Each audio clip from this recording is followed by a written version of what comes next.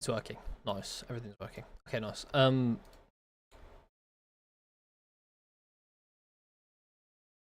We might get an announcement that I've gone live on YouTube as well. I'm hoping that doesn't happen, but if it happens, happens. If it doesn't, doesn't. It is what it is. Okay. Okay. Okay. I want my chat. Oh, I can put it on the way around. Chat like that. Yeah, nice. Or I'm just messing around, faffing around. Okay, I need to change student rank as well.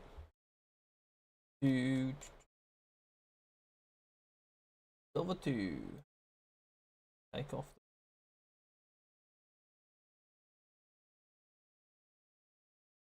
Okay. Silver 2. Silver 2. And Clove. Yeah.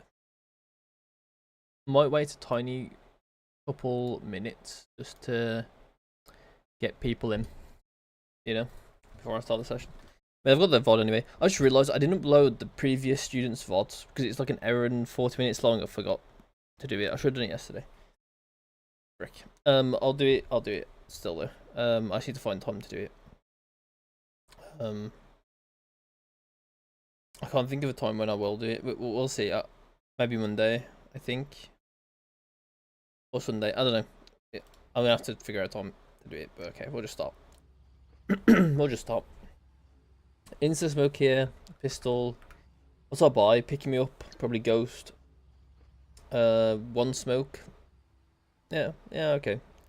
I would prefer 2 smokes usually, but on Lotus A, I'm okay with 1 smoke.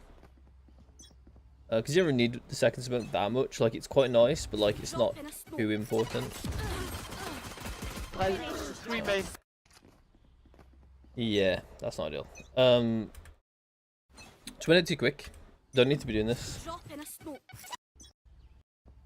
I just think as well, yeah, you could just jump up here. I would have insta jumped up, I think. Like, got full left. If I wanted to go straight out straight away and I heard this nade come in, I would be instantly on top. I'd be instantly on top.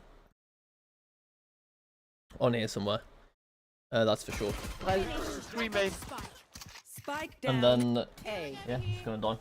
So just, I'm just duct tape. I think you just wait. I think you just wait a tiny bit for the util. Because it's first round, you can kind of like get an idea like what they want to do. Just fly. Is what it is. It happens. My friends. I think you could have gone with yeah. I think you could have done a slightly different buy as well, but it doesn't really matter. I think your buy was fine. I think it was the reason why you lost. I think it matters. I'm not sure about doing this every round. I don't think I would go A here. I would go B. The reason why I would go B is because we have bad weapons. I also have force port as well, which I don't like either. Oh yeah, there's the adrenaline. Actually, I just realised we actually won that round. Our teammates won. I just assumed we lost, but no, our teammates won. Not bad. Okay, I don't know the marshal then, because you end up on. Hang on, you buy light armor. So how much money do we have? Wait before you buy anything. Yeah, 3.4k, right? With 3.4k, you can buy heavy armor, Guardian, with another smoke. That's what I would do. I think I would not have the medal, because the medal's kind of nice, but like you don't really need it versus the like ecos. You could technically go the medal and then go bulldog. Even actually, can you? No, you can't. You would be 50 off.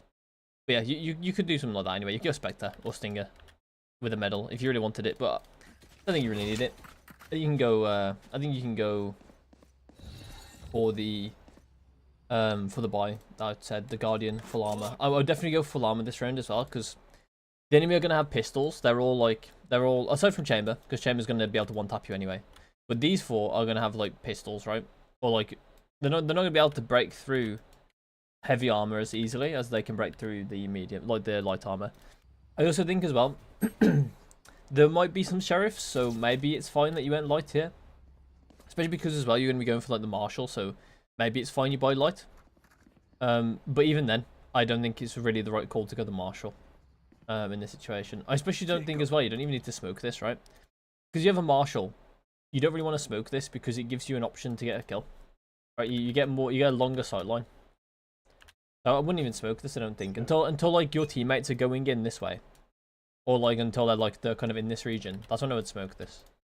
Even then, if you can just hold it with a Marshal, it's fine. But as I said, I don't think the Marshal's the right play. Not the right thing to buy. Your teammate didn't buy anything, but I'm flashing left side.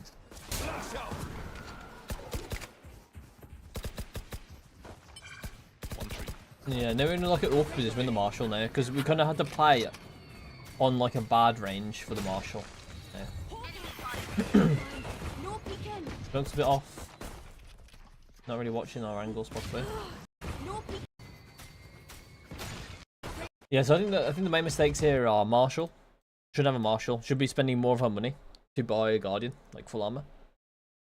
Also as well, I don't think we should have been like moving forward and smoking this. Like we should just be sitting up here somewhere. Like if we have this Marshal, whatever, even though I don't disagree, we should not smoke this and we should just fight this angle. Because we have the advantage, right? We kind of smoked off one of our advantages, which is range. They're also on pistols, so they genuinely make better plays surrounding smokes. You kind of see it here with Sky in a second, where Sky can kind of get this fight because of the smoke in front from the enemy Clove. And then this fight here, I think we're just not aware that they can be there. We just kind of don't care. We smoke for our B and then we're not really aware. And then we get a couple of jets because she has the better angle. So the reason why she has the better angle here, this is not a very good angle for us. The reason why is because this corner is closer to us than it is to the jet, right? The jet is super far away from this corner and we're quite close, which means that basically what happens is she can see us first. So she's going to swing that and she's going to see you quite quickly. And she's going to be all ready to shoot. The pre-aim overall probably isn't that bad if you didn't like, if you weren't getting like swung into on like a bad angle. But yeah, it's actually miraculous you won this range, I'll be honest. Oh, nice. Realistically, like you should have invested more to win that range. Vandal armor, okay, that's fine. I'm okay with Vandal armor now. I don't mind people buying up on third. I think it's fine. It just depends on like the situation in the game, and this is fine. So, aiming too high. Let me get a notepad open.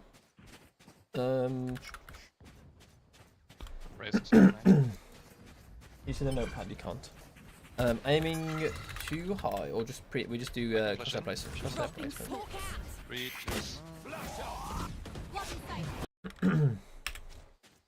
Crosshair placement has been a bit of a problem, but not too bad.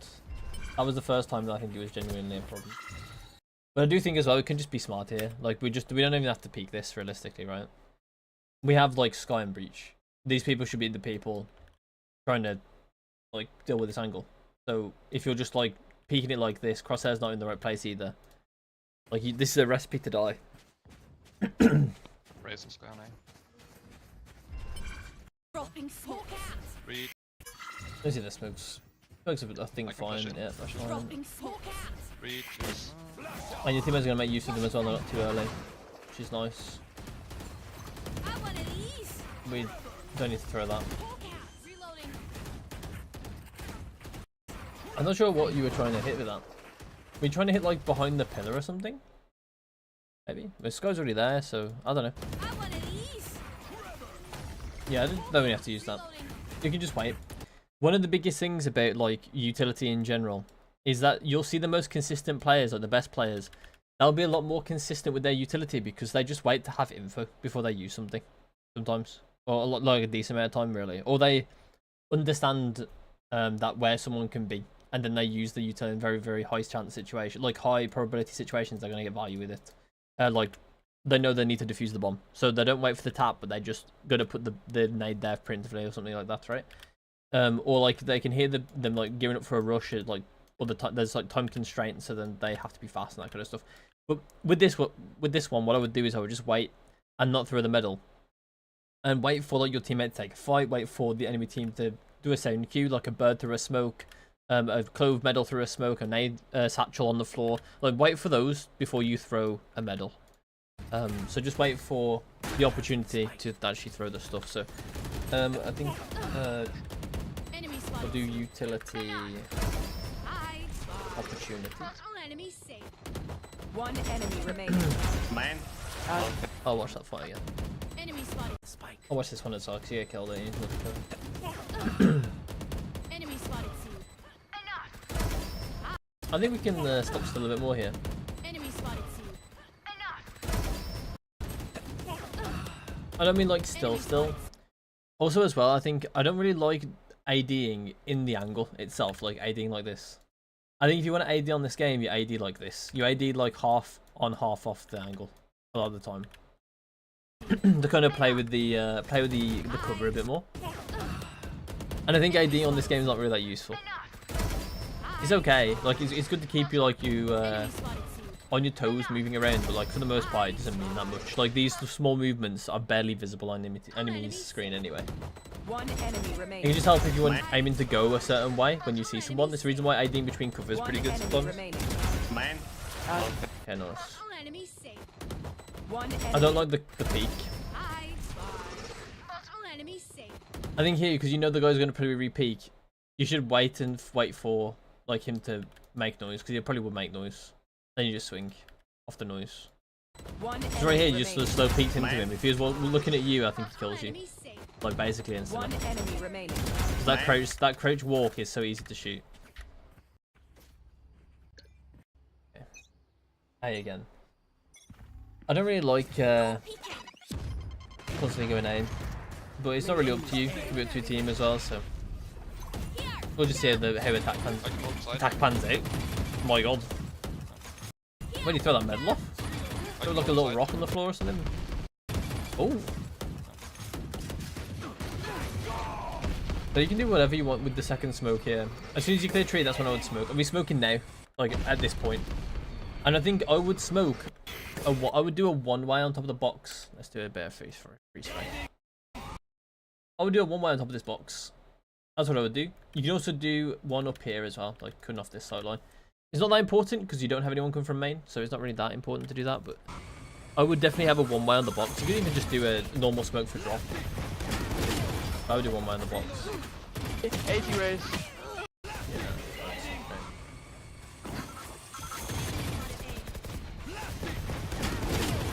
Yeah, I think then you just, if you want to do this fight, if you want to go the path this way, you got to be fighting this, or like not fighting this, smoking this. This should be smoked. Realistically. 80 raise. But I like that you go for the fight in some ways, because it's good to get your reps in for mechanics. 80 raise. It's a good try. Just have to let yourself reset more and have some more movement there. 80 raise. Like, because if you see here, right here, now, you kind of don't really move that much. You can see you moved a tiny bit, but like that should be like a full step. Like I would say, like try and like put like full steps in. So like I'm gonna put like in fight movement, and this stuff is just I'm writing down right now. They're just gonna be things I'm looking out for in the VOD. 80 raise. And I can like pull up and look again, like and see if they're gonna be like major problems, like if they're constantly happening. And honestly, I'm going to go ahead as well. Like, I don't think mechanics shooting wise there weren't too bad. Like, I think the main problem with this fight was the movement, but it was also you can see like there's times where you're kind of like shooting and aiming at the same time. Like here, you flick and shoot at the same time, which is not ideal. Ideally, you want to be. I mean. Flicking is different a tiny bit, but this is like a micro adjustment, I would say. Well, this should be in a micro adjustment, so you shouldn't have been flicking here anyway. But sometimes you can flick and shoot at the same time. But like, that's if you're like caught off guard massively, which shouldn't really happen very often. And you weren't caught off guard there. That was like that should have been a micro adjustment. So you shouldn't have been shooting at the same time as a micro adjustment.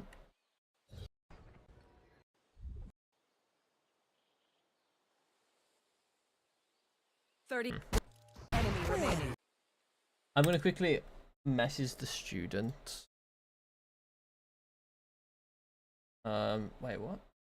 Why did you just send twice? Did I send it twice? Why stupid? Let me just send to the student as well. I think it's this person, right? No, just send it then. Yeah. Obviously the combo, that's all. Won't watch that, but your team hopefully wins, he does win. Okay, our buy is fine, I think. Everything is fine. What's the enemy's economy like? Can we go light? We know what we're I see some phantoms as well, to be Trust fair. each other. We don't look at the enemy. Oh, we do. So we don't look at the scoreboard once. Okay. Yeah. Full armor is definitely there. I mean, no, you don't really need the play. You don't really need full armor this round. Not really the play. You can go half armor. Completely fine. I'll probably go half armor. But I understand, like, a lot of people are fine with just going full armor every round. That's fine. Because that way you don't really have to think about the enemy's guns that much. But I would get into the habit of thinking about the enemy's guns if you can. That way you can start thinking about like stuff like this, which is light armor worth it this round, and that kind of stuff. Only Jet is close to ult on enemy team. Go. We're gonna smoke A, but we're not gonna go A. It looks Drop like. in a smoke. Let's smoke that early and leave. Get out of my way. I'm okay with that, but your teammates were fighting, so maybe you should have fought. Ooh. Get out of my way. Anti. Get out of my way. I think Drop in a smoke. I'm not sure. I don't have any of the comms. Like, I'm not sure if there are any comms to like decide what you were doing Drop here. in a smoke. Like if the enemy, if your teammate said to do this at the start of the round, I mean I could go check, I guess. I don't think I heard anyone Each speak. other and we'll be fine. I'm just gonna assume I heard no one speak. I don't think anyone spoke. Get out of my way. So I don't know why you're kind of doing this. It feels like very clueless to me. Get out of my way. Like I feel like you could just vote with your team here on aim. Get out of my way. I'm not sure what the plan necessarily was. Maybe to fake A, go B, or go C3. Last. Maybe. Get out of my way. But I do think you maybe need to be a bit more ready for this B player. Because look at this, you peek the angle in your crosshairs like in Narnia. Crosshairs here. So yeah, I think you just need to be a bit more aware of how that he could be there. Last player standing. Spike. Buying again. Run off, Buying get again, the buying message. again. Leave it to me. I'll We can buy again. I'm not sure if I really like you defaulting the smoke that much. I mean, it's fine, but the thing is like, this is kind of like the double-edged sword of defaulting something, is that as soon as you don't do it, they assume you're doing something different. And that can be a good thing and a bad thing if you know how to use it, right? But if you're defaulting something and your teammate says, let's 5-man C, it's going to be difficult for you to be part of that 5-man without defaulting this. And as soon as that smoke doesn't get placed, the players on A know it's not A. Or at least they know it's not A instantly, right? There might be a lurk or something, but they know that you're not going to be here. And if you've been making up the bulk of your team for the entire time, they're going to think, ah, you know what? They're not going to be A this round because we haven't got the default smoke against us. So therefore we can safely like send someone over to C and play like 3C, 1B, 1A. And we probably are going to get like decent results there from that. So just something to bear in mind that if you are defaulting this, you either need to have multiple ways that you can. I'm just going to quickly turn on my fan. You need to have multiple ways to either place that smoke or do something like that, like to place the thing you're defaulting. Or you need to be very, very careful about how you default it, like when you place it, because you're just going to run into this problem, or like run into a problem like I just mentioned. This Raze does seem very aggressive, but yeah, this is just, once again, not ready for the fight. We're not aware of where the enemy can be. Not really ready for the fight. There's a lack of awareness on enemy positioning. I think that is safe to say from the last 2 rounds. Lack of awareness on enemy positioning. And honestly, this is something that I see with a lot of students, because I have, like in and around this elo. Oh, Sky. And it just basically, you just gotta put yourself in the enemy's shoes. If I was Raze right now, what would I be doing? Would I be pushing up with my nade and fighting? Maybe. So therefore, you're gonna be ready for it. You know. If there's a chance, then you've got to be kind of ready for it. You know, even if it's unlikely. Not always, especially at the start of the round. Like you got to be careful of the very certain pass that they can take at the start of the round, and then once it goes on, like as the round goes on, it's gonna be harder and harder for you to check everything because the amount of options there could possibly be. So eventually it will be like there's gonna be a probability there with like what's the odds that this person's gonna be sitting in this random corner like for like 1 hour, 1 minute into the round. Like what are the odds of that? If it's low, then do I really have to check that corner? Probably not, right? There might be times where like the 10% goes through when they are in that corner when you didn't check it, so therefore you just lose the round. And at that point you could be like, yeah, so that's the game. You know, sometimes you just lose the low probability. But yeah, I think a good way to kind of get enemy positioning into your brain is to kind of just have a think about what the enemy team have been trying to do in their rounds, and then kind of learn off that. So like the Raid has been nading every round on A, and because of that, it makes a lot of sense that she would actually be challenging it as well, with some sort of utility with the nade as well. So just bear that in mind. That you should be trying to learn what the enemy is trying to do.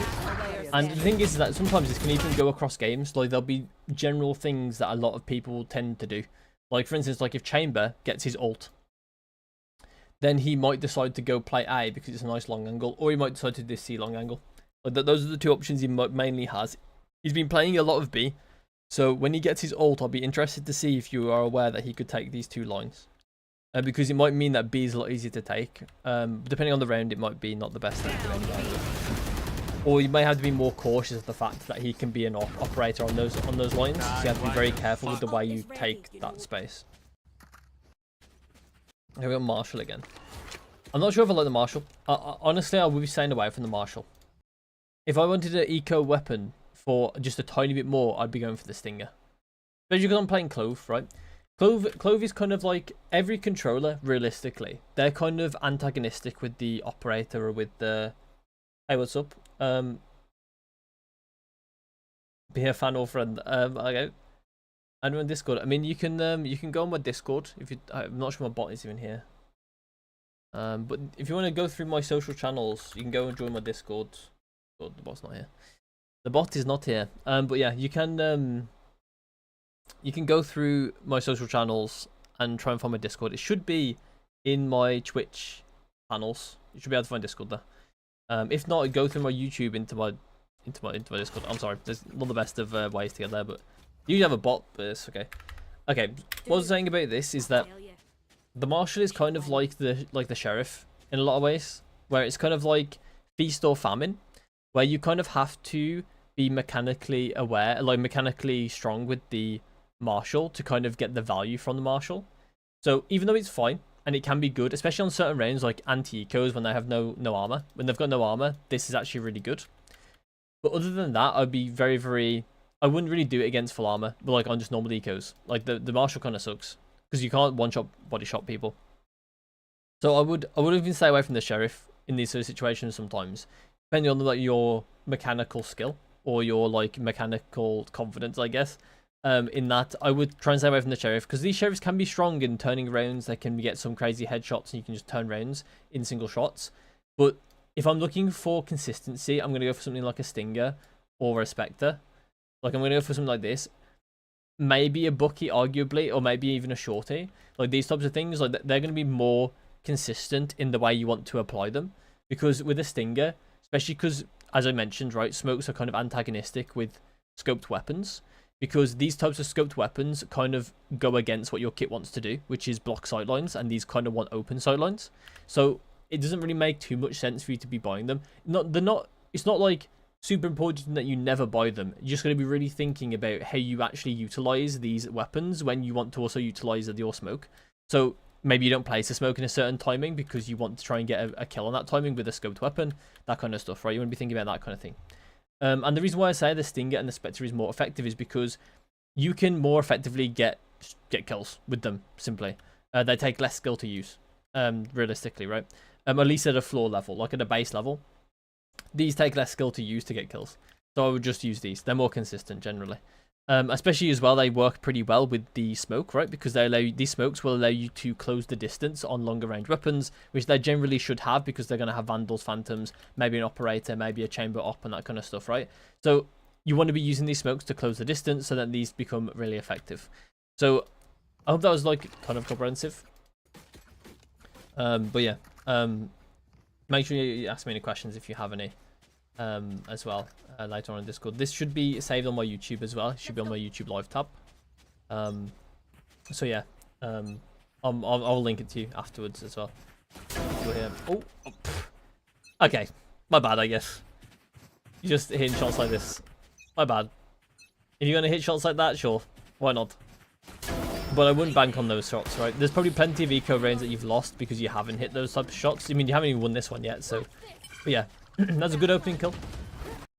I mean, it was kind of like a micro adjustment. I feel like against a better player, you don't get this one, right? Because you kind of took a long time to aim micro adjust. Like, I feel like you should be dead right here, right? In fact, it should be probably a collat, realistically, with you and Jet. It should realistically be a collat, but that guy's just taking his sweet time to fire. I don't know why it took him so long. But yeah. Good shot nonetheless, but it's a bit slow. But yeah. As I mentioned before, it might just be that, you know, you can't really be relying on those types of shots to win rounds. So that's the reason why I don't like the Marshal that much. I'll probably be... Oh, two behind. I'll probably be pre-aiming the waterfall here. One main. Kind of depends on what sky and... Okay, never mind. You have the info now. You know, 1 CT and 2 flank. You know there's no one waterfall. Last player standing. Ooh, okay. Yeah, so we already got the info, right? We had two flank, and we also know that the guy was shooting here, so we know that there's no one here. So we know we can like safely take waterfall and then just hold this, hold CT. That's what I would do. Once again, like right here, you can kind of see the problem you put yourself in, right? If you had a stinger, for instance, you would be able to like sit in on like this corner, and as soon as this person takes a fight over here, you'd be able to swing them with the stinger and kill them close range, probably. And it'd be much more consistent than this, right? Because you know you're forcing yourself to land headshots on with the Marshal, and it's not going to really happen very easily. Happy you don't ult there because it was guaranteed to be a loss. Okay. Be careful smoking too early. I would wait until you're like up into main before you smoke. And as Clove, you don't really need to worry too much about early smokes and like using your smokes up, because you do have them after you die, so it's not too bad. Okay. Sky, can you flash? Generally, what I would do here is I would leave this open and smoke these two. Smoke these two areas here. This and this. The reason why is because this one is, even though it is easily took, usually this being open is not too much of a big problem. Like, they don't really have much power in this position, as opposed to like this position and this position, in my opinion. Also as well, generally you can have someone to lurk and to gate off this position essentially. So if they don't break it early, this guy can get a free kill on the person breaking it and that kind of stuff. And you can maybe even have a lurk that comes through and finds this as well, or just a general like you also split. Do like an A split, or sorry, a B split. So I wouldn't really smoke that. I would smoke C main or C link. That's what I would do. Your Jet has gone crazy into C link though. Okay, I like the ult. This is wild. Okay, you have your ult. You should be more aggressive here. You should be the first one taking a fight here. Once you have ult, you need to be taking a fight. So I would be like moving forward here. I wouldn't have let the Cypher die. I would be trying to take a fight. Nice, we got the fight. NT. Crosshair placement is a bit low. It was a good shot. Good shot still. And then we're just kind of not ready for this. Crosshair is in knee level. So we need to be more ready for these angles. So this is about learning the map, right? Learning where head height is, and usually that's from repetitions, right? From playing the game, or things you can recognize. But it's gonna be mainly playing the game. So you can do this on like deathmatch, right? Or you can just load up Lotus on like on a custom, and you can just practice where head height is, with like certain things on the map, like the boxes and that kind of stuff. Like try and just train your crosshair into those positions, right? So for instance, like on this one, right, we can take head height to be just above this line, right? See this like rim here, this like thing. just above it is head height on the steps. So what we can do is we can practice peeking this corner with our crosshair just above like this, right? And we can get a feel for it. That's one thing you can do. One of many things you can do to kind of learn some of this stuff. I wouldn't necessarily recommend to do that because it can be immensely boring and you might not actually like retain that information. Or like retain that kind of like, yeah, it might be hard just to keep going with it and to learn it. So DMs are definitely the easier way to do it. But you have to be very conscious of like where your crosshair placement is in the DM. You can't just be like DMing to get kills. You have to be thinking about the very specific like tasks you have in the DMs. Like set yourself a goal of being able to pre-aim the next corner with like on head height. Like that can be a very specific goal that you set yourself in the DM instead of just like mindlessly killing things.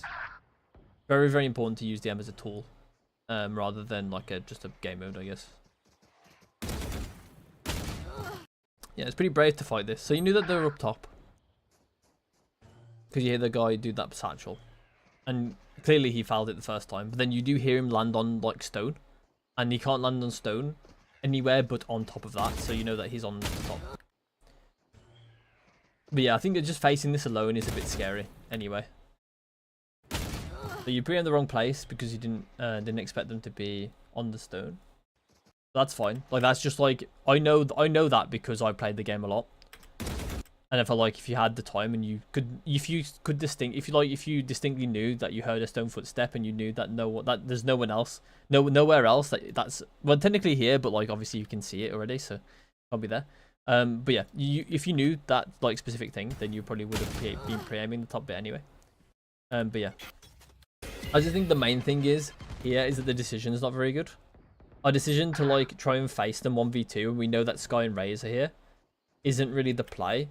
I understand that we are 4v5, like maybe you want to try and take some sort of risk, but I guaranteed, like knowing that you're guaranteed going to be taking a 2v1 isn't what I would call like a good risk to take in like these sort of situations, because more often than not it's just going to result in you like feeding another kill. So when I'm like thinking about taking a risk in like a 4v5, one of the main things I can think about taking are like timings on when the enemy team are going to be rotating around off of my teammate's presence, so that I can get into situations where I'm going to get a 1v1 and not a 2v1, right? I don't want a 2v1. No 2v1s wouldn't be focusing on trying to get the 1v1s. So it's just about trying to find out where we can get these timings for the 1v1s, right? Something as simple as waiting here would be good, right? Because you can see your teammates are going 3C, and as soon as they make noise on C, Sky is going to be very inclined to move over to C or B. Right, she's going to be very inclined to move over because she's the one further back. You may even get Raze jump down and run over here. She probably will still be watching this, and that'd be the perfect time to try and get that 1v1. I think you just have to be a bit more patient and wait for your teammates to kind of get some presence, and then these people will react to that presence. So yeah, I think that's the way that you can try and look at this instead of just trying to take this like straight at 1v1 or like 1v2. Even though it was a 1v1 realistically, or like in the end, I think there's no way you could have known that in retrospect, right? Without retrospect, I mean. Like, before you actually died, you had no clue it was going to be a 2v1 or a 1v1 with what Sky was doing, right? You've kind of given them the round a bit, but even then, I think the first death probably wasn't great for you to give up in general. Who actually died? It's Cypher. No, it wasn't Cypher, right? It was Jet. Jet Long? No, wait, who died? It was Jet Long, okay. Yeah, okay. But yeah, you dying definitely made it the round like 10 times harder in the way that you did. Like, it would have been better if you just died with your team and then they would have traded you, right? That's also another way you can kind of look at it in some ways, but yeah. Marshall again. I don't like the Marshall. I think the Marshall's a very, very specific weapon that you use against no armors. So I wouldn't really be focusing on buying the Marshall that much. Like I said, I think the Sting is better, like more consistent for the same price point, basically. Like only 150 less. 150 less? Yeah, 150 less. Spike down. C. I got the spike. Sorry, I think the Marshall is 150 less. By the way, the Sting is 150 more.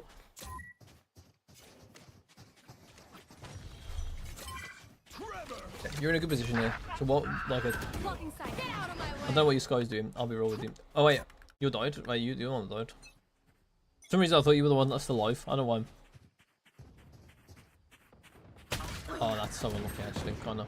I mean, you could have just take the angle here, but yeah, you can see it here. I think maybe you can be a bit more aware of the angle. I also don't think we weren't really the fastest in the angle, were we? No, we were quite fast. Yeah. I think we can just take the angle closer to the corner. Because realistically, we are exposing ourselves a bit too much. Anyway, right? We can just go closer to this corner. I understand that maybe you want to try and get like more of an off-angle type thing going on, which is fair enough. I think here's kind of just a bit unlucky, but I think it does stem also from us buying the Marshall. I think if we don't buy the Marshall here, we don't make this mistake. But I understand also why you made the mistake, and I also understand that it probably wasn't like super easy to prevent. This guy kind of trolls you here, like trolls your team here. Somewhere. Yeah, happens. It happens. It happens. Nice, good trades with the team. Good fighting with the team. This should be. Oh, okay. Okay. Okay, so you see where the chamber is, right? I honestly probably would have smoked here, so we could take this without fighting the chamber. I take this area. You can even break this as well and force him to kind of be in a bad position where he can kind of expect you to maybe go B, but he doesn't really know. And then you can like open door, you can break this door, and then there's like a bunch of problems that you're going to be. There's a bunch of questions the chamber's going to have to ask himself with like where he's going to play an A site and what you're doing basically. So you can like force him into a very awkward position if you would smoke close and then like try and like put some impact down onto A main. Oh, he's on top. That's not what I expected. Well, could we have known that? Oh, we could have done.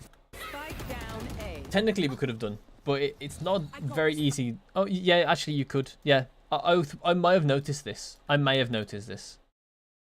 But I don't know, actually, if I would have done. If I'm looking at here and thinking about smoking, maybe I wouldn't have done. Yeah, I think it maybe is a bit unreasonable to think that. I mean, maybe you can tell he's on there with the icon. Maybe. Oh, yeah, you can, actually. Yeah, you can. Never mind. You can tell he's on there. I'm just stupid. You can just tell he's on there. Anyway, with this icon. Something I did miss, in fairness. So not exactly the easiest thing to think about, I think, on the fly. Crosshair placement here. They could be C-Link, but you don't really pre-aim it. Should be on the C-Link. I think pre-aiming has been one of those things, or crosshair placement is one of those things right now.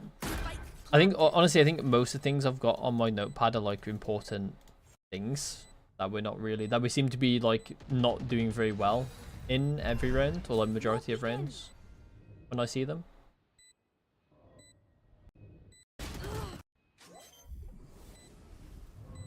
One enemy remaining. Nice shot. I think I wouldn't have done what you did. The reason why is because this smoke going down, it essentially just opens up all angles to you instantly.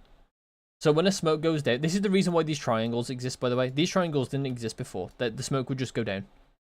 And the reason why they've added this is because people surrounding and like playing around the smoke can make better decisions surrounding the smoke going down, right? So when you see these triangles, it's at the very least, or if you can time the smokes as well, that's even better. But when you see these triangles, try and get out of position. Try and get into a more safe position where you're not just like going to insta-die to all angles around you. Because realistically, you could have just died to like a guy here. Like, realistically, right? Or a guy here, or something. Like, it's very easy for you to just like get insta-traded there. And not even get a kill either, realistically. I think you're kind of lucky to get this in some ways. But it was a good shot nonetheless. And then the adjustment was a bit slow. But yeah, I would have got to cover here. I've been playing more in cover here. So there's no reason for me to play out like this in a 3v2 as well. But a good shot. And then decent adjustment actually, but just really close. You over-aimed him slightly. Maybe a bit slow, but did over-aim him. You also did 2 mace swipes there. If you can try and do this in one, it might show that like it might show not the greatest of like mouse control here. You can kind of see here. You kind of do this, and then you do like one mouse flick here. Stop, mouse flick there, stop, and then mouse flick again here. So maybe that's not the best of mouse control. Maybe you can do that in all in one swipe. But yeah, that's all about, like, I would like that, like DM. DM is going to be really good for like having mouse control and swiping around a lot. Like that's like some of the fastest gameplay you're going to get to kind of learn how to control your mouse in those sort of more high pressure, like high target, like high amount of target situation, that kind of stuff. Obviously stuff like aim labs as well can really help with that kind of stuff too. With like getting your not smooth, but like just controlled. Doesn't have to be smooth necessarily, Dude, just controlled. Put a wire if you want to hold flank. You use your camera for post plant on attack. I mean, he's not particularly wrong, I'll be honest. He should be definitely be using a trip, not a camera. Not the only thing you should use a camera for, but I understand where Breach is coming from. Should definitely be... Oh, not aware of that. Yeah, I can tell you what, I actually kind of knew that this was going to be a more aggressive round. I didn't expect the Raze to be up here solo, to be honest, but I did expect this to be a more aggressive round from them because of how far the nade went in, right? The nade has been here every time, and that tells me that she's been around here when throwing, right? This nade tells me that she was over here when throwing, which means that she's already further up. So that means they're probably going to have a faster line into where they want to be, which is going to be... I would have expected it to be up here, to be honest, but I completely sent it. And you can kind of see what I'm saying with crosshair placement, right? We're not aware of this, right? And it's all good, like saying like, well, you know, when I'm in fights, I got crosshair placement in the fights, right? But I think we just need to make sure we have our crosshair in good positions, because I think I do see a lot of the time where people will only think that crosshair placement matters in fights. But the thing is, there's a lot of fights in this game that you don't realize you're not necessarily going to take. Sometimes they just take you by surprise.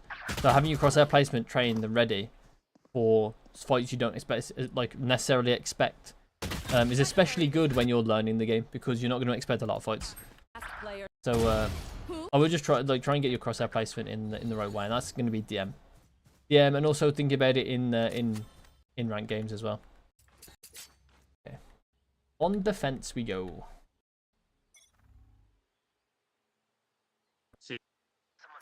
See. Put a fucking trap, huh? 800. I'm not very happy. You 800. Doesn't happen. I don't have money. You trap, huh? How Hey, about what? that? I don't have money for trips.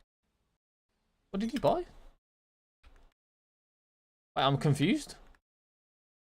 Right, sorry, I know this is off Camera's topic, down but again.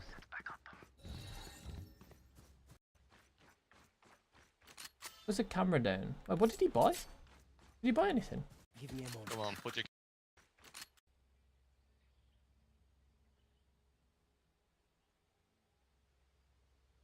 Working game. He's not buying anything. No, he's got 100 credits. No, he's got 800 credits. Ah. He just didn't buy anything? Oh, that's really weird. You should always buy on pistol. Always buy as much as you can on pistol. You never save on shit, put a pistol. fucking Never, trap, never, huh? ever, ever, How about that? ever. It's always bad to Don't save have on money. pistol. Always, always, always. I don't know that you haven't done that. It's just I'm just saying, in general. You've been good so far with. I mean, aside from the Marshall boys, the rest of the economy, in my opinion, has been completely fine. Especially like there's an argument for like the full armors versus the half armors and things, but honestly, I'm okay with that. I'm okay with people not going for that type of stuff before they kind of have a good understanding of the economy in like later ranks. I'm okay with people in silver just going full armor every time. I'm pretty fine with that in their buy rounds. Spike planted. I think we can commit a bit more here. Spike planted. The smoke is fine, but I probably would have done the smoke in mid site. I would have done the smoke here. It's not always the best. It does depend. Actually, yeah, actually, probably smoke is fine. Actually, like you could do a mid site smoke. The problem is that smokes obviously they're like universal in the way, or like they're omni, or like both they affect both teams basically the same way, right? So it's all about where you're placing them is the important part of the effect.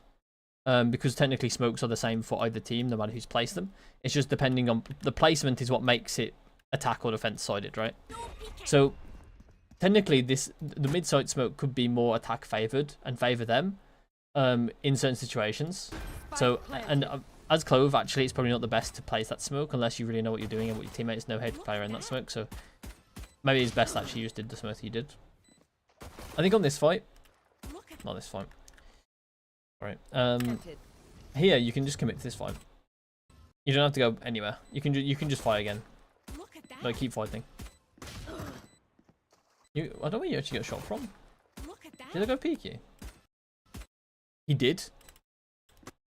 Damn, he peeked you like from such a small angle. That's crazy. There's a good shot by him as well, actually. Got play by the chamber. A good shot. I think in general though, I don't think you need to be spamming this. And that's the main reason why you died here. Is that you're just spamming this and it doesn't really do anything. If you want to spam, the best spam here is like along the wall over here. Because it's going to hit like this corner, like this. It's going to hit like over here. That's actually probably the best place to do it. Otherwise I wouldn't really be spamming like this. Even on pistols, like you don't really want to be spamming those types of things. They do not great damage anyway. So you just don't really get much from pistol wallbangs. Unless you're headshotting people. Bucky. I'm on the fence about like shotguns on ecos. Because a lot of the time, especially judges, a lot of the time you're playing the range that they're looking to play in as well, right? They're playing like, they want to play like short range with the classics. So if you get overwhelmed and there's too many players, then you're going to get overwhelmed and you're going to give them a shotgun, which further works at the range they want to play in. So it can be a bit difficult because you need to play close to the ones that want to play close. So I would be very careful buying a Bucky on the second round. I would buy a, like something a bit more universal, like a Spectre. I think a Stinger's fine, but if you don't like the Stinger, you go Spectre. And like things like Marshall or Outlaw are also fine. Marshall depends on what the enemy team have done. So if they planted in the previous round, they're probably gonna buy some light armors, or they might buy some light armors. So Marshall is gonna be kind of worse. But if they didn't plant, then they're not gonna have any armor, and so the Marshall tends to be pretty good. But yeah. Yeah, I don't mind what we've done here so far. Go with our Sky. That's a good smoke by the enemy Clove. Your smoke is also good. Are we getting your Bucky out now? You know the last is tree. You can just stick. Okay. I think overall, I don't necessarily mind the way you played it, but the problem is like we're a solo queue player trying to learn the game, and having rounds like this is like a waste of time, essentially. Like we didn't learn anything necessarily in this round. We didn't like go for anything necessarily this round. Like we kind of just let our teammates have all the impact. And don't get me wrong, that's going to happen. But this round, like even though it's like a fine round, I wouldn't necessarily go around wanting to have these types of rounds.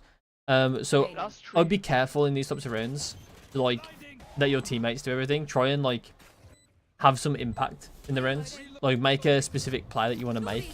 Yeah. You can't do that kind of stuff, right? Go and like make a practice plan. I mean, you did kind of. But yeah, I think you could have been maybe a bit more active at the end as well. With like getting the Bucky out through the smoke, and also like maybe fighting the guy in tree with the Bucky, because that angle is going to favour you. So you could just walk at the guy, run at the guy with the Bucky and kill him. But yeah, the stick was also fine, to be fair. Like in terms of like straight up winning the round, it was the correct play. You made the correct play, but not necessarily the best play for our point in time learning. Okay, this is where I would probably be running aim. Oh wait, they're going B. This is good. This is good. Thank you. They shouldn't check you. Oh, that's unlucky. I didn't expect them to check you. I think if you want, I think one of the best things you could possibly do here is smoke yourself. If you smoke yourself, there is 0% chance that people are checking you, and then you're gonna have a smoke in a Bucky. You know, a Bucky in a smoke.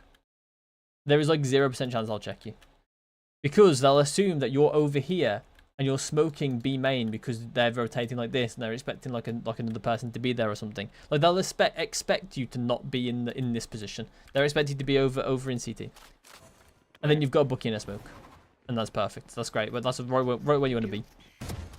Yeah, I think you had to smoke yourself here. I think it would have definitely thought of it on time as well. So. At least you can smoke now. Okay, so something I want to say with post plant. In post plant, smokes are good mainly when you place them on the bomb. In a lot of situations, right? Because you usually give your team the control of the smoke.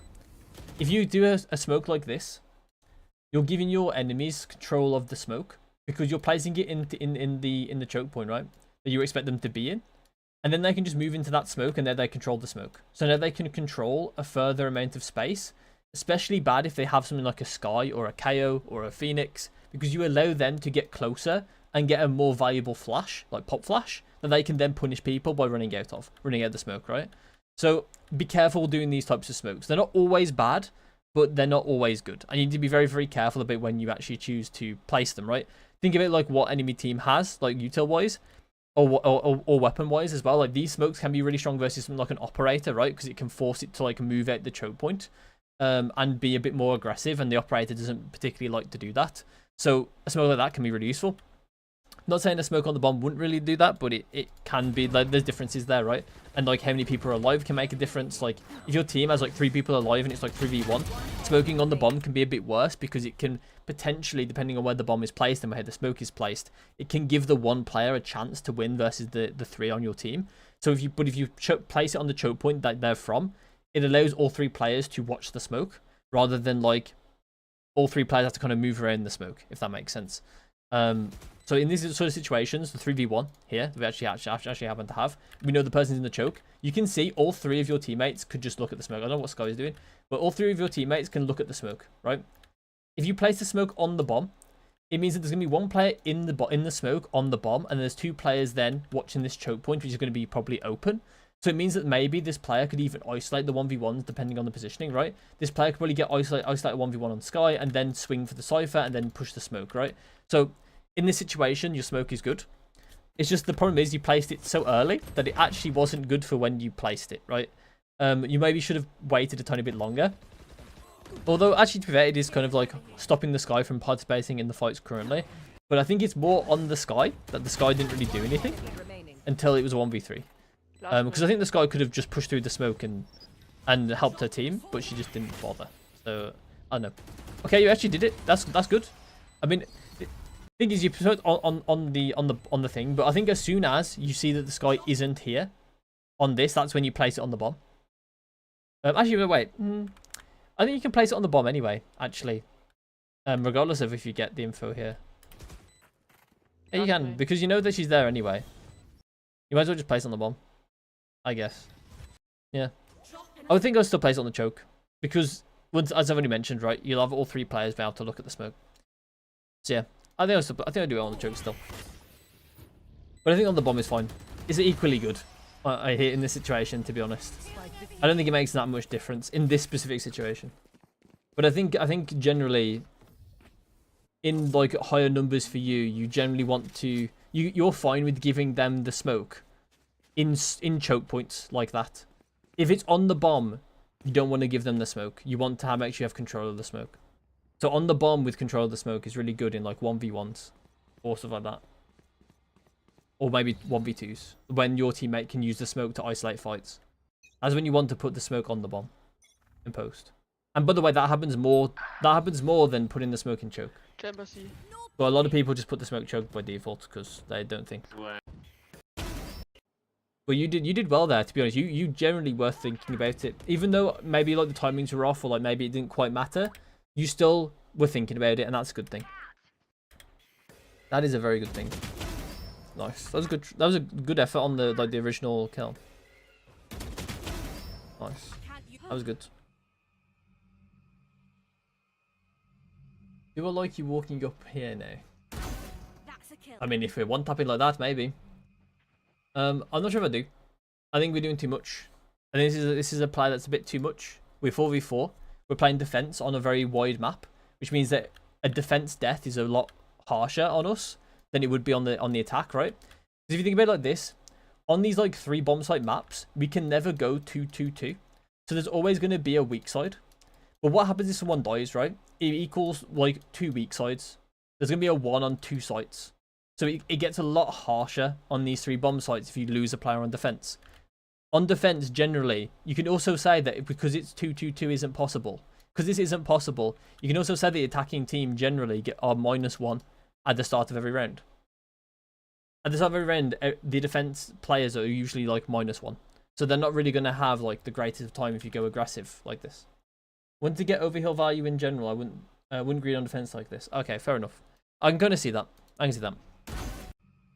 But I also think, yeah, that's the problem. I think that's why I don't like agents like Reyna and things like that. Even though I think just Reyna has it for the whole round, doesn't she? But I don't really like the limited time heals that much, because it does put you in a situation where you lose the overheal. You lose this overheal because you got because you did the right play. Like, I still think the right play is to not go aggressive here, regardless of the overheal or not. It still is numbers wise, right? It still is the right play. It's just that the overheal has kind of put you in a situation where you have to make the wrong there's a wrong decision available to you, I guess, where you feel like you can't really waste it. So I don't think the overheal is correct here to use, like to try and get value off. That's a kill. I understand you're using it, but maybe you could argue that you didn't need to use it here either. Because you knew this guy was the lurk. I can't use Or maybe, because it did look like to me. Like right here, you swing again, right? Before you heal. You swung again. So to me, it looks like you're already going aggressive. Regardless of the overheal value or not. It looks like you were still going aggressive. You didn't even overheal yet. You already had it in your mind to go aggressive. So to me, it looks like that you were just going aggressive anyway. I didn't really care about the overheal or not. The overheal kind of gave you the confidence to keep going, I guess, or you just assumed you were going to use it. But yeah, I don't think it's right. The shot was good though. That shot was good, real good. drop in a smoke. I don't mind this. Bit of a weird smoke by the Clove, enemy Clove. I don't mind doing this smoke because it tells them that like they have to check if you've gone away or not, right? They have to re-explore this area with utility, which they don't really have because the 2 of them dead. They only have Sky to re-explore this area, so it's pretty good. I probably would have tried to get away, though, to be honest, because now you're kind of just going to make it a 3v3 if they decide to actually stay here and wait, or like to actually re-explore this area. Which they kind of didn't. Okay, that's bad. Is it bad? They're running away. Okay. They might still have 1 guy watching on the right. I think you're kind of aware of. Not really. Crosshair placement isn't there. 30 seconds left. Big away. Drop in a Fine. You gotta be careful of main here. 1 enemy remaining. Crosshair placement's a bit low Spike down A. in the box as well. I understand you're pre-aiming there, but I don't think we have. Do we have it? Spike down. Ah, you're A. fine actually. You can pre-aim. That's fine. That's fine. You're fine. drop in a smoke. Place is nice. I think our crosshair placement's a bit low in a lot of these situations though, but or like just a bit off, like here. Like realistically, the crosshair should be like over here if we're looking at this, or it should be over here if we're looking at this. Like it should be in this position or this position. So you're a bit far away from like both of them, in my opinion. You don't really watch it. Like it feels like your mouse isn't really moving in tandem with your keyboard. Like you're not really like your mouse doesn't really react to what's going on. Because you're moving this way, but your mouse hasn't really moved. I'm not sure if that's like maybe you didn't, maybe you weren't really moving your mouse. I don't 30 know. seconds left. Maybe you had your hand off the mouse and you were just like itching or something. I don't know. I've done that sometimes, so I'm just not moving the mouse because doing things. But I mean, probably not in that situation though, because that could easily be a fight. That's like hand-eye coordination, or just hand coordination with the other hand. Because we're playing the game a lot, to be fair, that kind of stuff. You tend to get just more used to using the keyboard and mouse in the game. No peeking. Okay, early. I think the smoke is a bit early. No peeking. Generally, when I see smokes go down like this, I didn't know what angle to hold there, so that's why it was so weird. Oh, okay. So I think let me go back to that actually. If you don't know what angle to choose, the best thing you can do is just choose one. Just choose one. It doesn't even have to be the right one. It doesn't matter. Just choose one. It doesn't really matter too much. If you made the mistake, you made the mistake. You'll think about it again, and eventually you'll get the right choice, right? You'll think about it in more of a right way. But just choose one. A lot of the time, because if you put it like this, right?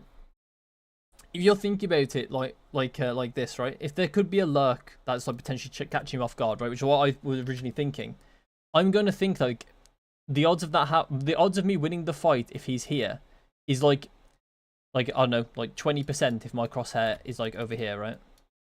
But it's like 45% if I put my crosshair here. And it's like 5% if I put it here. So like the important thing is that I'm just trying to improve my odds at like where I think they're gonna be. It doesn't even have to be right? And it clearly here wasn't right. Oh, it wasn't right. But this is how I would like think about it in my head, right? Even though it's muscle memory to me now. So I wouldn't be thinking about it like these type of calculations or anything like that. It would just be, this is like the higher chance I've got at winning the fight is going to be if I put my crosshair here. So I'll just pick one. Just pick one. Because you're just putting yourself at a big disadvantage by having to choose between the two when the time arises and you didn't know which one to aim at, right? Like technically, right? You would have had more chance at winning a fight if the guy was here but you pre-aimed over here. This fight over here like this would be like 2% chance to win, right? I'm taking into account our health as well. 2% chance to win, like let's say, right? That's probably not actually what it is, but let's say that. Then at least you like took the chance, and like this technically comes into is only a factor if you thought wrong. So you have a thought process to pick apart here instead of mechanically. Like mechanically I just missed. Like this is what this would be. This is thoughtless, right? Mechanically I just missed. That's what this is. But these two show like you're thinking actively about what's going on and give you a way forward in like thinking about the game, like where the enemy's positioned and how I can place my crosshair to better reflect that, if that makes sense. To better reflect my thought process.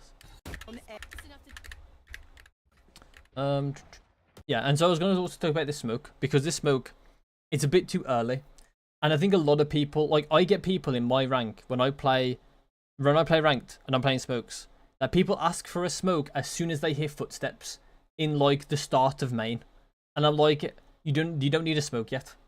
Like you don't need smokes in those situations. The times when you need smokes are when the first player has come out. That's when the smokes come down. That's when smoke should come down. The reason for that is because the smoke is an ability. And one of the biggest things about abilities in this game is that ideally they should equal a kill. Ideally, right? In good situations, they're going to give you a kill or more. So, well, that's what you should aim for, at least. Not obviously not in every situation, but that's what you should aim for. Especially, and smokes are no different, right? Smokes are no different. They're an ability, like everything else. So, you ideally want to be aiming to get kills with these smokes. You want to be isolating fights. So, when the first player comes out, you can isolate them from the rest of their team in a sight line, but by sight, right? By sight line, by just putting a smoke behind them in the choke point. That's the reason why this smoke is good.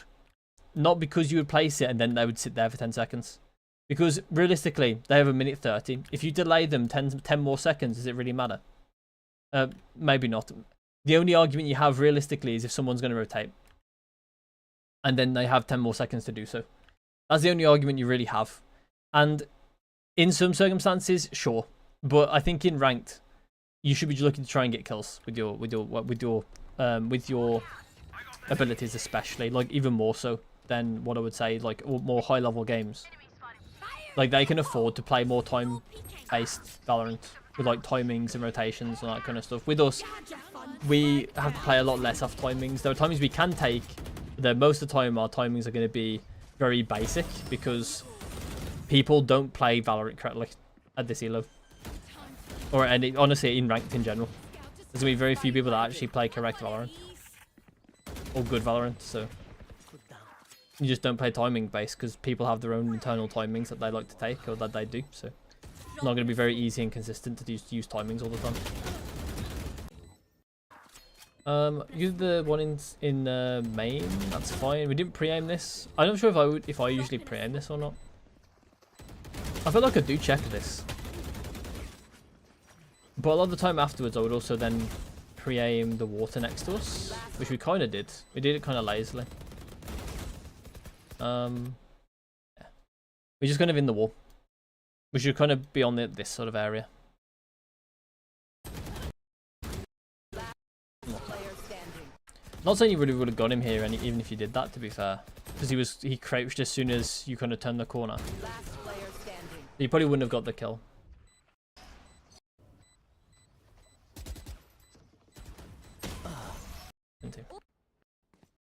NT.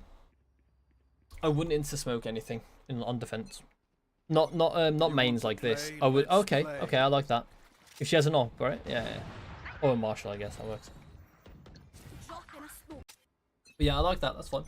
As soon as she takes the shot, you just insta-smoke so she can kind of get away. Don't mind that. That's actually fine. Otherwise, like the smokes. Sorry, I didn't say. I said that you shouldn't insta-smoke anything on defense, but that's not true. I didn't mean to say it, that. I meant the mains. But yeah, you can like smoke like one ways like this. Obviously, you don't do it this round because you want them to peek the up. But yeah, that's fine. Yeah, I understand your thought process. That's good. Good thought process. Good thought process. You do seem In a smoke. smarter generally with your utility than a lot of people in silver. In my opinion, at least, from what I've seen this game. You have a bit more. I can understand your reasoning a lot more than some of the ones I've seen. Your crosshair placement though is letting you down. Like, I understand that there might not be here, but this is no excuse for your crosshair to be in the ground. If someone is here, you're dead. And maybe it's low chance, sure, but it doesn't cost you anything either. So even if it is a low chance, it's not really going to cost you anything like checking all angles would. Like, checking all angles does cost you stuff, right? It costs you time, it can even cost you utility. But just having your crosshair at head height doesn't cost you anything. It might, I guess it does technically cost you time to learn it and to do it properly. But yeah, you know what I mean, right? It doesn't cost you like time in the game, you know? I was looking at the minimap the entire time here, I think. Okay. If that's the case, then I don't think you should be peeking anything. If you're looking at the crosshair, if you're looking at the minimap here, you probably shouldn't be in this position. You should be like in this, like on this corner, looking at the minimap for like 2 seconds, and then you should like peek a tiny bit here, go back in, look at the minimap for like a second, like keep doing that. You know what I mean? Like you just keep jiggling the corner, and then you look at when you're jiggled in, you look at the map. When you're jiggled out, you don't look at the map. Look at what you're looking at. That's what I do when I'm like unsure about things, where to go and what's going on the map. That's what I tend to do. I just jiggle an angle, and whenever I'm unjiggled, I just look at the map. I play League, so I look at the map when it's not safe too much. Yeah, I used to play a lot of League as well. I used to also I also had that habit of looking at the map a bit too much. One thing that I find really helpful, when I first started playing Valorant, was whenever I can't shoot, or whenever I can't, whenever I can't shoot. So whenever you have like util open, util out, or you're like aiming at a wall, like in a jiggle, that's when you can look at the map, because you can't shoot anyway, you know? So when you get your knife out, when you have util out, you can just look at the map, because what you're going to do, you're going to shoot with nothing out. Like, you can't. So you might as well just look at the map, because this is irrelevant to you in a lot of ways. So yeah, when you can't shoot, just look at the map. And in the same way, like, don't put yourself in a position where you need to shoot if you want to look at the map. So this is what this is, right? You put yourself in a position where you may need to shoot when you want to look at the map. So just think about that. Try and put yourself in like a safer position to look at the map, without kind of giving up the info you're gaining for your team as well. If that's what you need to do. And your team was absolutely throwing them. Okay. I don't mind you playing B so much because it is Clove, so you kind of want to be in central on the map to kind of have the ability to smoke everywhere. So even though I would prefer you to kind of like mix and match where you go adapt a bit more to the enemy team, I understand why you're playing B a lot more. But yeah, there might be some elements of like we need some thought process in where we think the enemy team are going, and then try and make some more specific choices towards that, right? Like for instance, like here, they've played a lot of C. They've done a lot of C early, so maybe there is an argument for us to go towards C link at the start of the round, and then play towards A afterwards. Especially, there's even more reason to as well. If you look at the map here, we have no A. There's nothing A, which means that if we play in the center of the map, we're kind of getting no info on A anyway. So our smokes are kind of useless on A site right now. who's going to get the info that allows us to think, let's smoke? No one. No one's doing it. So might as well just play towards B, or like play towards C and play towards where our team is to get us that info, and then play retake A, because it looks like we are anyway, so might as well play retake A. Or alternatively, you could be the one that finds out if they're here, and then smoke for A. You can kind of commit to either one, right? Because if there's 3 players here as well, the odds are they're fighting quite deep. So you'll actually be able to get the info from them, of them fighting deep, before you actually need to smoke anything. So you could even play A, and then when they get the info, you run over and smoke for C. So there's like options here that maybe you don't necessarily see. But yeah, it's just based on where your teammates are, and like how the map will transpire, like how the round will transpire, because of what your teammates are doing, as a controller, of like how you need to place your smokes, and like when you need to place your smokes, because you don't technically need to be in B on this round, in my opinion.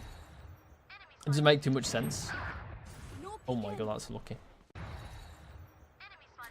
missed both shots. Unfortunate. I've got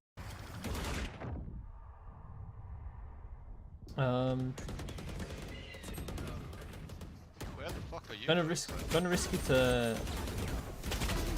Oh my god, that was close. get out of my way. I must say the Cypher's kind of crazy. He just as soon as they're on site, he just sends it CT for a retake, I guess. Oh, here's AWP. Ah, that's the reason why. Okay, he's the one with the AWP. He picked up the AWP. Yeah, he did. No Did he? peeking. No, he didn't. He just had an AWP. I'm so confused. Okay, he's apparently got an AWP. Where the fuck are you going, son? Yeah, I'm not sure if I like the fight he took. Where the fuck are you going, son? The pre-aim was close. You were like just a bit above the head height. You can kind of see it on Sky, I think. Yeah. Oh no, you did originally start above head height, but you kind of brought it down quite quickly. So you brought it down there. That's actually fine. Oh my, you almost accidentally killed Sky.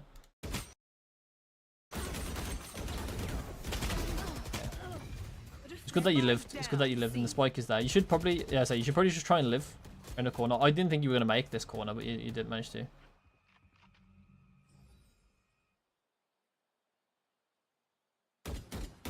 You don't really want to be spamming when you're low. You give them a chance to spam back and you die. Yeah. I wouldn't spam. I wouldn't have spammed there.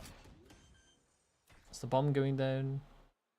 Didn't really preempt anything. Like that could have happened to you. The rays could have been peeking you there, up on the ledge slightly, and she would have killed you probably. So you would be careful of that. Pre-aim the top of the angle. You also want to pre-aim the top of the box. Didn't pre-aim it, but there wasn't anyone there. Luckily. A bit of water. Last player standing. I think a lot of our problems are coming down to pre-aiming and movement. Like our pre-aim, like our crosshair placement on our movement is kind of holding us back here a bit. Because we're not really taking the fights very well. We're doing a lot. There's a lot of more adjustment going on than what should be going on, because we don't really put our crosshair in the right place.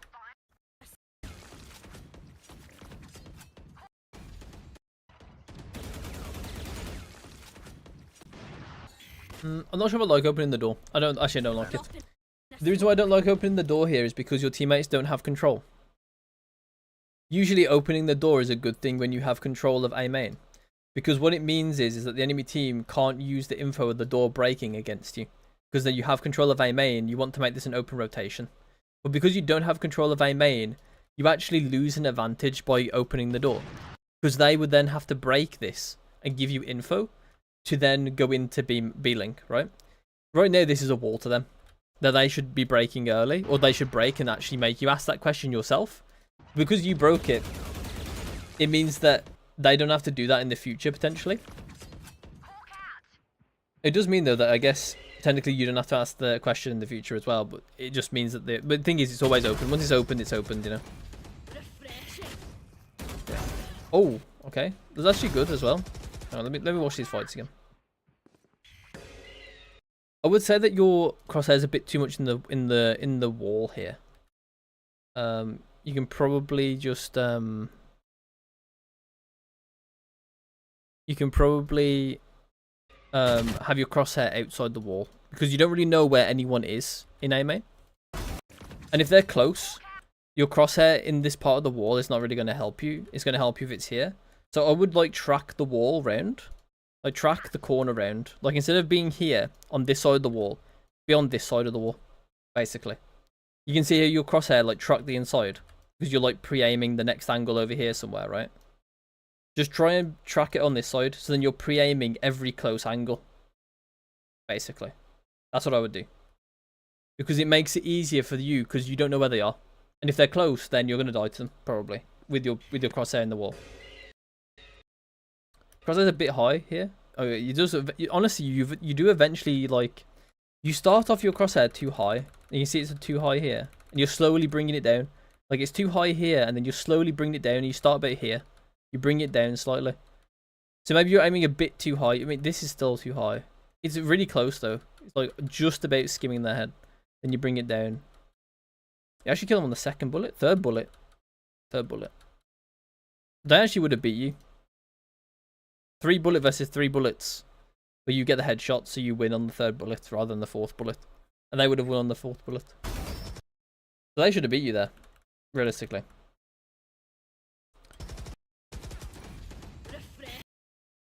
Once again, crosshair, and this is especially the time where you shouldn't have your crosshair in the wall, because now you know the sky is close. And if the sky is close, this preemp's not helping you. You need to be close. Like, need to be in the actual, like, outside the wall. It was a good reaction, though.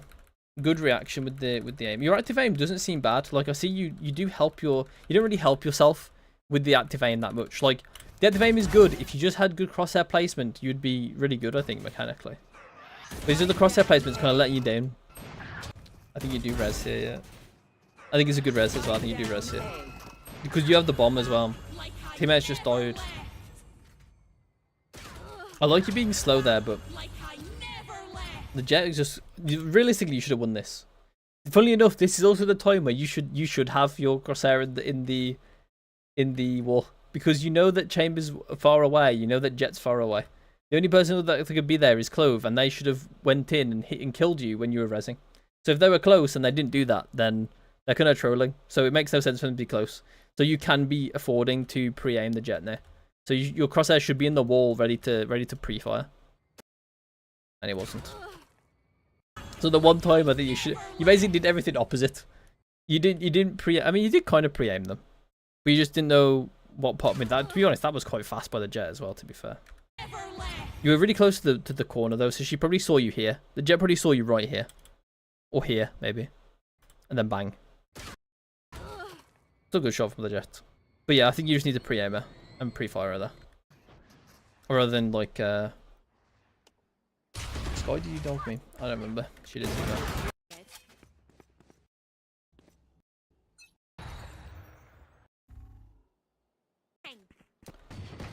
Once again, I do see some crosshair placement there, that's fine. Nice shots. That was a good crosshair placement. You don't need to find any more now. I think a lot of people struggle with this in solo queue. Even high levels of solo queue. You've got your one. You don't need to go too aggressive now. You don't need to fight anything. You've got your one. You can just play back. You can reposition. The biggest part about this, one of the biggest parts about this game, when you're like winning clutches, or if you're just like in general trying to take fights, repositioning is a really strong thing to do, because it means that the enemy then has to get the information again on you. You know what I mean? Like they can't just, you know how you died to the Jet before? Realistically, the Jet probably should have lost that, right? Because you would be able to just pre-aim her and pre-fire her. And you should have been the easiest fight, right? And that's the kind of situation here, right? You've got the kill, that the enemy team know where you are. They can just pre-aim you and pre-fire you, and you're dead. So it makes a lot more sense for you to like reposition, because then they can't pre-aim and pre-fire you again. Like they have to find out where you are, so then they can then aim for you correctly. So like it makes more sense for you to just reposition, because it's going to give you more chance of winning the next fight than just staying in the same position. And yet you get another kill, which is insane, realistically. Like, realistically, you should have died there. Should have died for sure. Yeah. Oh, yeah.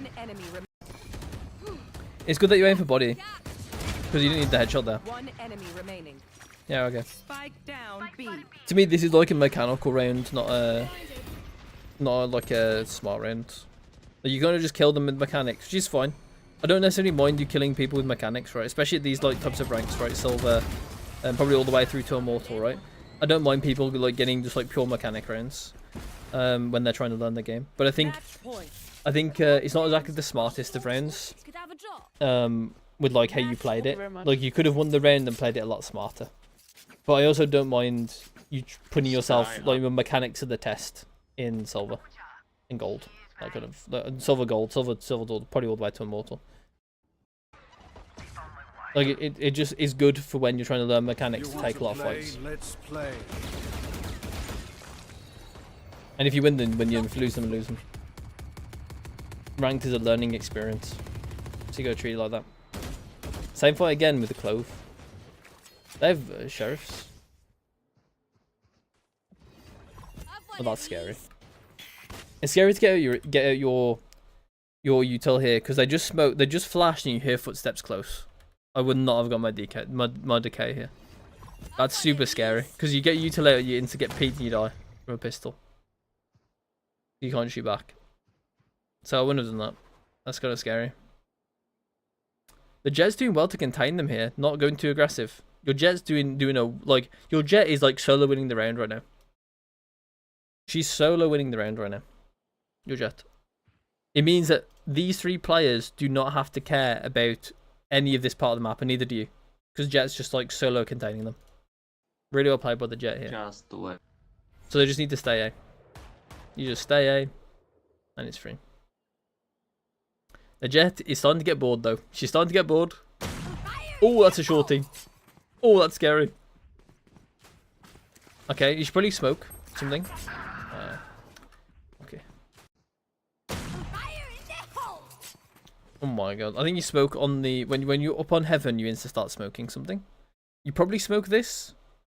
But I would also smoke this. Honestly, either one is probably fine. It depends on how scared you are of like how fast they can like approach you. But because you did hear the satchels go away, I'm not sure if I would have heard them go away at the same time. Like if I would have been thinking about that information so clearly. So I'm not sure if I would have done it from behind or not here. I would have if I would have smoked behind myself here or not. I think I would have done this smoke, but I think it would have been wrong. I think this smoke is the better play. Or if you can get one in tree, probably tree. But I also don't know why you would do tree. Did the door open at any point that you can actually hear? Can we hear the door? We didn't hear the door. Yeah, I wouldn't do it. I wouldn't do this tree then. Yeah. I would just do this smoke. There's a chance like maybe this smoke could have been good. The door didn't open, so I don't think he would do it. It would literally just be the one main. That's what I would have done, I think. Okay. That smoke would have been really, really good. That smoke would have been hella good. It's all good. Happens. Yeah. You just have to be careful, like, this, like, actually, this just shows. So this decay, right? This is a bad time to use your utility, but you do it, right?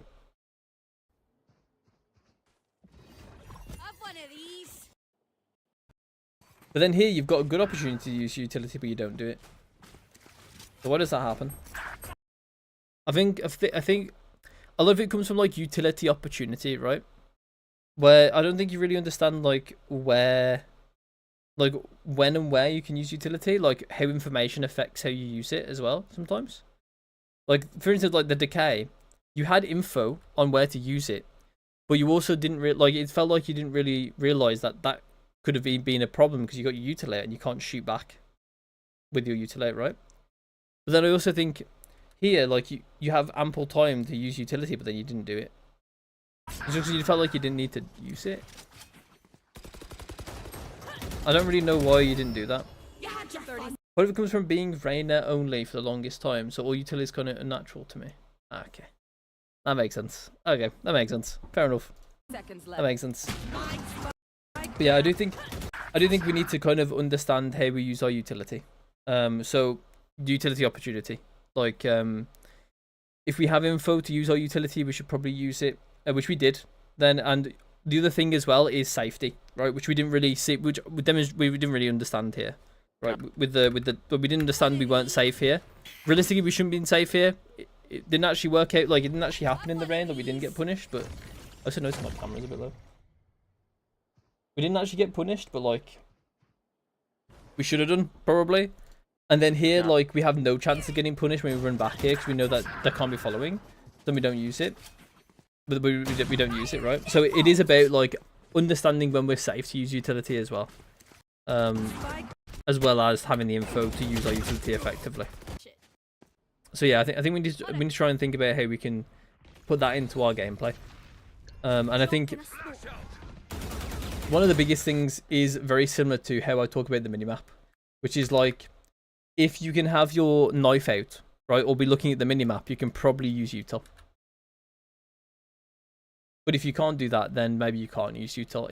It does depend on the situation. And if you need to use utility, but you're in a position like this, right, where you need to like watch something as well, then you just need to put yourself in a position where you don't need to use your gun, right, to then use that util. So it's like you need to put yourself behind cover to use the smoke. You know, it's as simple as that, right? It's a very simple thing that you probably do a lot, but you just don't think about where it actually comes from logically, like where it actually stems from. Because you do that to do, like, you do it because it's safe to smoke when you're in cover, but you don't. But it's hard to like realize that when you're in a situation like the one you were just in Link, right? With like the decay, like you know that you can get like a lot of value from the decay, but you don't realize like your safety's at risk. What? So it's about learning that type of stuff, right? Next is looks like under the bang around. Once again, I don't really like the door being broken if you don't have control of A main. Or if you're not going for control of A main. Like, it's fine to break it if your teammates are going for control of A main as well. Because then you can contribute to that. But I think that if you break this and you're not really going for that, which I think Breach kind of is, but like, he's not going to do it by himself. And even with you in support, probably won't do it either. So breaking this is kind of scary.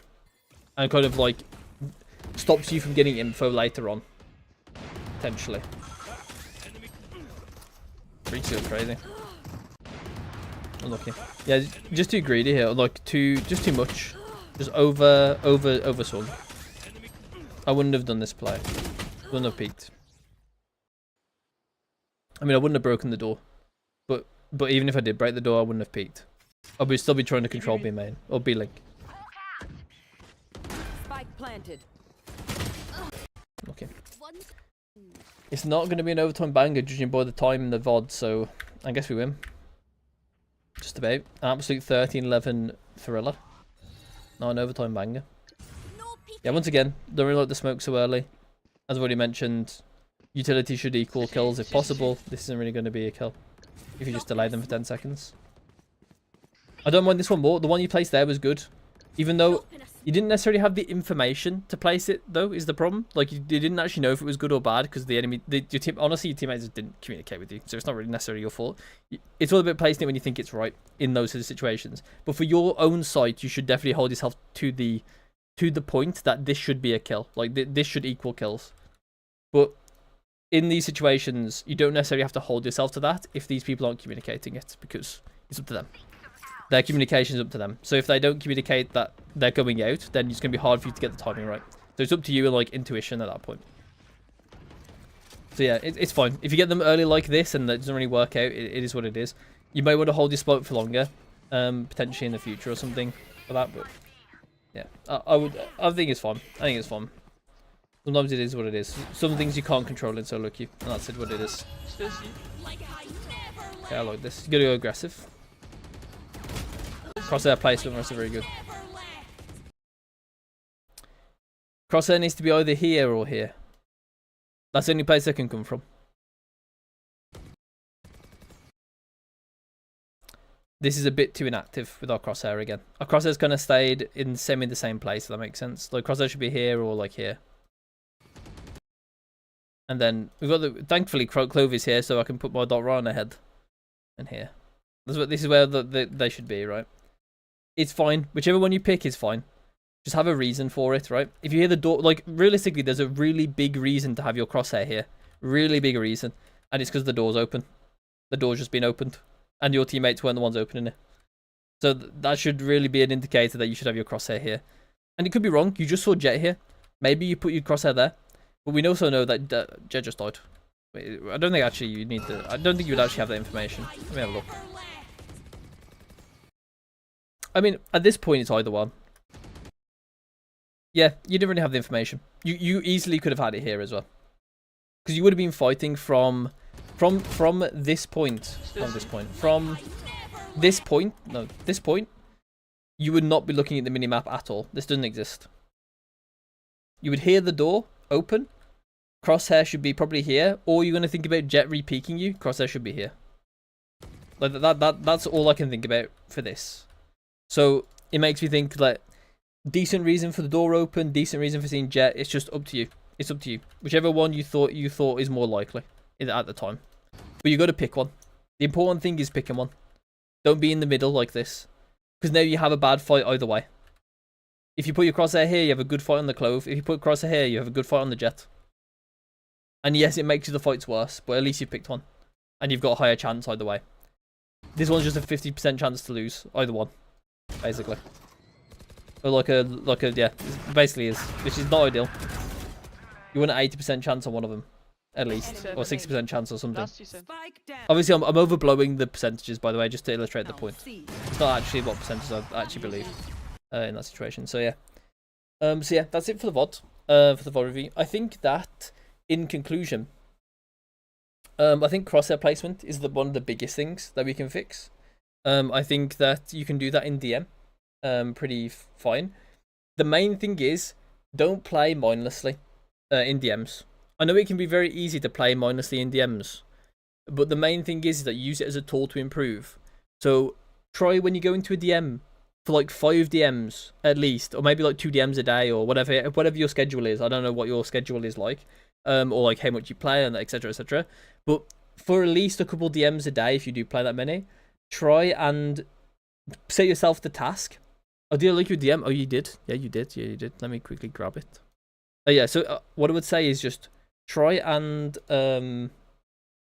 go into a DM or like multiple DMs a day, and just try and set yourself that task, you know, of making sure you aim head height as much as possible for the next fights, right?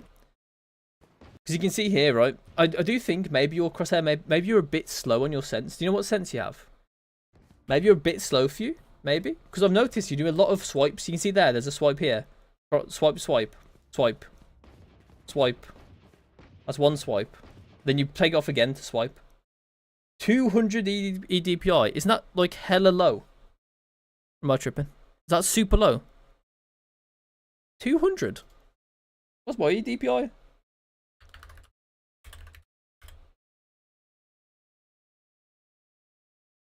I can't remember what my EDPI is. Oh, flashbang. 0.2. Oh, just 3. Oh, it's not that low. I mean, it is quite low. I don't know Draw Excel, so it can be a bit faster when I'm not in a fight. Oh. Yeah, I don't like Raw Excel that much. My EDPI is 240, which I think is on the lower end anyway. And you've got 40 less than me, which seems like a lot to have less than me. Why I feel like mine's slow. Mine's on the slower end. Like for instance, for reference, there's a pro player called Brax in CS, and his sensitivity is not that far off mine. And it's like and I convert mine across from CS to Valorant, so it's crazy because he's really slow, and he's like slower than what I would say was average and even recommended. So you're also quite slow. So it may be worth. How long have you played, and like how long have you played at that sense? Because realistically, everyone can like get used to sense and it'd be good. But I think here it's kind of holding you back a bit because it feels like it's impacting your mouse control. Like as much as you can get used to a sensitivity, there's going to be things that make things harder and easier. And if you've got such a slow sense that it's making mouse control difficult, it looks like it is to me. You're taking your mouse off the crosshair, not the crosshair, take your mouse off the mouse pad a lot. And it can mean that you have inconsistent like heights when you're moving around the map. I know because I also move my mouse off the pad a lot, but when I've played a lot, when I'm used to it, when I've like played for long amounts of time, like in blocks. Like say if I played like four games a day for like a week or two, maybe probably less, like just a week, then I would be very used to the way I play, and I wouldn't be taking my mouse off the horizontal very easily when I'm bringing my mouse off the pad. But here it feels like you're doing it a lot, where your horizontal changes a lot when you cross swipes. So maybe you can up the sense. I wouldn't do it too much for around 4 months, and I agree. But I struggle with my aim if I got higher, which is why I use mouse acceleration. DMs are much more comfortable now. Oh, okay. I can understand the reasoning, but I would probably just bring it up a tiny bit higher. Maybe leave it a bit longer, but 4 months does seem like enough to kind of be there for getting used to it. It obviously depends on how frequently you how frequently you play as well. Like if you play for like if you play like 10 days if you play like 10 days out of 14 days, so 10 days out of like basically like a work week for like 2 weeks. Like if you do 5 days a week, 2 times a week, or two every 2 weeks, I can't speak. Then it would make sense that you would have probably found the sense by now and would be a lot more used to it. But like, so maybe it would be the time to change. I got hair in my mouth. Sorry. Yeah, so I would probably look at like it doesn't have to be that much either. Like I would like bring it up like a tiny bit, and it doesn't have to be like instant either. Like maybe I'm also a bit lazy with it often. It would look a lot better if I focused on it. Okay.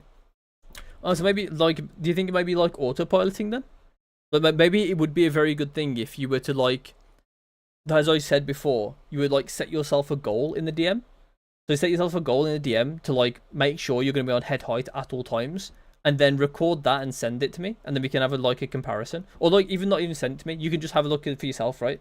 And just like have a look and like see if it's better or worse, that kind of stuff. You can also send it to me if you want to. I'm not too bothered either way. I can quickly have a look. But like, yeah, just like record that and like compare the two. I think that would be very, very impactful if you did, to see like if you can like keep it under control fairly reasonably. Because I do see in the games as well, in the DMs too, like I do see volume off doesn't really matter. You can do what? You can do anything. I would say volume on, to be honest, in DM at the moment. Like if you're learning things like this, I would just have volume on, like crosshair placement. Have volume on. It'd be fine. Because realistically, we're not testing like your ability to like kill them fast, if that makes sense. We're not testing like your reaction speed or anything like that. I just want you to learn crosshair placement. So you can have volume on or off. It doesn't really matter. It's not going to impact it that much.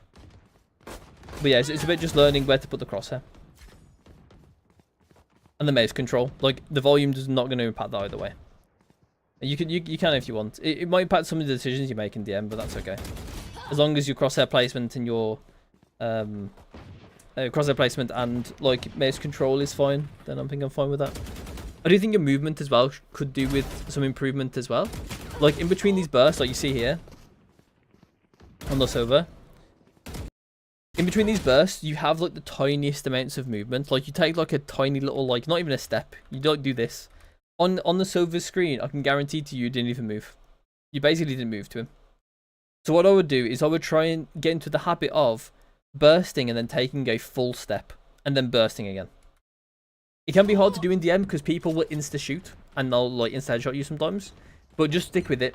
As much as it feels bad and you're going to lose a lot of DMs, it will help you in the long run and help you not in pro play, help you in your competitive games.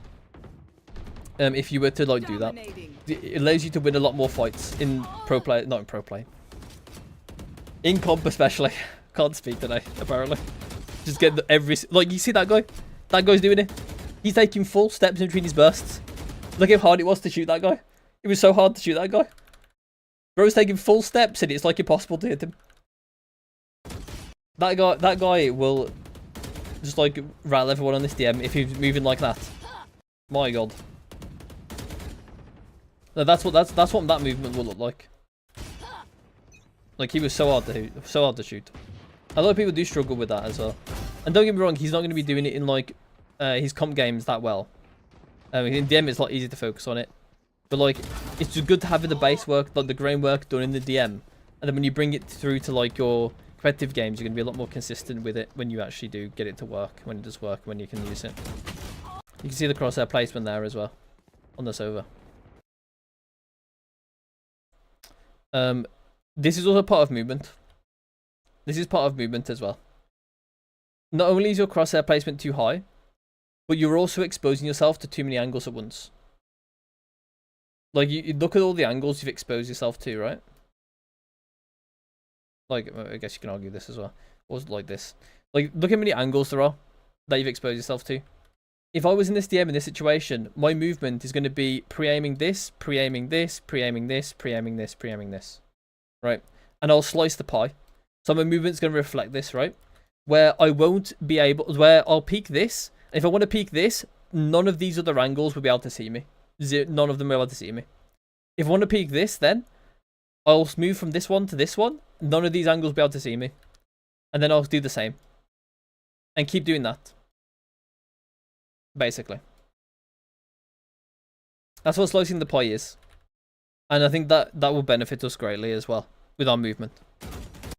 So only try and expose yourself to one angle at a time. Or like as few angles at a time as you can, right? Don't go like out your way to not expose yourself to like put yourself in like, the weirdest positions and overthink it too much. Like there are going to be times where I must actually press that. There are going to be times where like you're going to be forced to expose yourself to multiple angles at once, and it just is what it is, and you've just got to pick the best angle to pre-aim, basically. But that would also help, that also stems back to like having a good understanding of where the enemy can be, and also picking an angle, like committing to one angle to pre-aim and that kind of stuff, right? So all of these interlock with each other in a lot of situations where you kind of need to like be at like a decent level with all three to really feel the benefit of a single one. If that makes sense. You'll really feel the benefit of like pre-aiming when you're really strong movement-wise and that kind of stuff.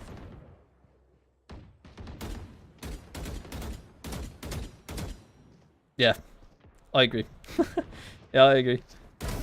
That's what happens when someone has, like, when they're, like, moving. Obviously, it's harder when that guy's got knife out. He's going to be moving faster. So I don't expect you to really hit that very easily. But it is, like, that type of thing where movement can be king in a lot of these fights in Valorant. Oh, my God. You can even see that guy on the sky, right? He shoots you, but as soon as he shoots, he sent it right. He sent it over here. And he's going to shoot again if he didn't kill you. If he killed you, then great, he can just carry on. He moved, and then he can carry on. But now, if he didn't kill you, he's moved. And he's going to be harder to shoot. You can see there. That's what happens. It's all about killing people in the counter-strafe, Or like what people call like dead zoning, whatever you want to call it in Valorant. Because the counter-strafing isn't really what you would call it, I guess. It's not really the same as CS. But yeah.